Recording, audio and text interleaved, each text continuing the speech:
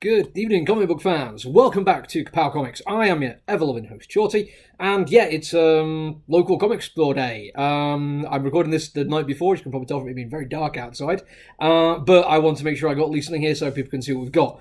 We haven't got the full range. Some of it just clearly looks like it hasn't arrived in the UK yet, including the Weird Al Yankovic book, which is a bit of a shame, and the I think it's Tori Amos one as well. Hoping they will turn up sooner rather than later, but we do have for now a stack of them. We haven't gone, I think, all in on them. There might be a couple that I've not got. And for people who are shopping with me, who like from Huddersfield, who might come into my shop on the day of this release, basically tomorrow. Apologies, the lights getting a bit weird here.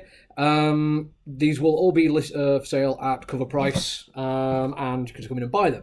No reserves. You have to come in and grab them off the shelf yourself.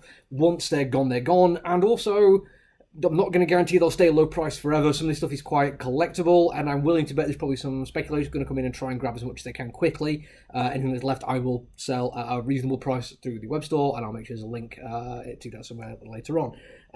Some of these are newer than others, but I'm going to start with the most recent one. I've just literally done a review of this one, and it's going to be up on our YouTube and such things later on. It is Once Upon a Time at the End of the World. This is the foil variant cover you get for local comic store day. It is subtle foil. You can't really see too much of it, but the sunglasses and some of the debris, there is some glow there, which is kind of nice to see. Slightly more obvious foil is Grimm #1 5th printing. Yep, that one is all kinds of shiny. There's so many printings of Grimm that I'm not entirely sure that one will be one people go out their way to try and get hold of. But if you're a completionist, we've got it for you. It's all good. Mighty Morphin Power Rangers Teenage Mutant Ninja Turtles 2, which is the, I say blank sketch, maybe just sketch is more appropriate. They've listed it as Ashcan on the back.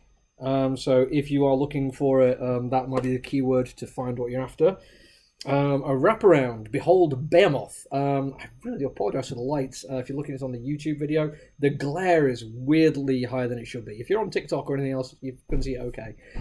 This is an absolutely brilliant launch issue. I'm really hoping they decide to keep going with it. On to the slightly more common ones now from Marvel. We have the Spider-Man, which is the end of the Spider-Verse or something like that. Issue 2, which is the Miles Morales variant. I don't know if Miles gets on a lot of covers, but it could still be cool. And then there's just the regular standard Amazing Spider-Man. This is issue 13, and it just looks to be a different artist doing a different cover. Nothing out of the ordinary there. Door to Door, Night by Night. Yeah, I didn't give this one a great review, but I feel like I'm in the minority of this one. A lot of people have been raving about it, or at least all the people Vault Comics is sharing have been raving about it. But, yeah, I mean, it's like they'd share me saying it wasn't very good. But this is an absolutely brilliant Virgin Foil variant for the local comic shop day. This one from DC. Batman and Joker Deadly Duos Mark Silvestri foil cover. I really do like the look of this one. That kind of simple black and white, and then the red for the title looks fantastic. This is one I will happily admit we just missed out on when it came out to new comic book releases that ended up being hugely popular. 8 Billion Genies. I'm trying to get it so you can see. Yeah, it's one of those like blank sketches which has got something in there, so the artist can work with it and design their own genie. It's a nice idea, and again, it's just one of the ones they've done for local comic store day. And it is a good reason to go and support your local comic store because yes, we will be able to put these on our website later on down the line, but you can't get these unless you're a brick and mortar comic book store. So yes, if you do see them on eBay, it will again be people like me who have a comic book store and you buy it from that and you're supporting their local comic book store. That is always a good thing. I'm never saying you shouldn't do that. But if you can go to a comic book store, that is even better. You should go and support them. It's a really tough time. Our rent has just gone up by quite a lot.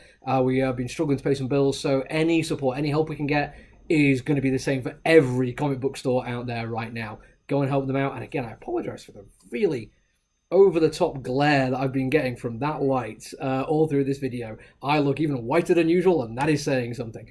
That's it from me for this little review, preview, though. Until I see you again, look after each other, everyone. Stay safe. Bye.